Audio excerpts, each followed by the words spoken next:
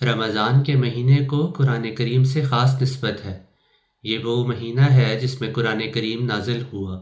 हज़ूर अनवर अय्यदहुल्लाह ताला बिनस्रिहिल अज़ीज़ सूरह बकरा की आयत शहरुर रमज़ानल्लज़ी उन्ज़िला फ़ीहिल कुरआनु की तशरीह करते हुए फरमाते हैं कि अल्लाह ताला ने रोज़े फ़र्ज़ किए हैं, लेकिन साथ में ये भी वाज़ेह फरमा दिया कि सिर्फ़ रोज़े रखना और इबादत करना यही काफ़ी नहीं, बल्कि इस माह में कुरान करीम की तरफ भी ख़ुसूसी तवज्जो होनी चाहिए।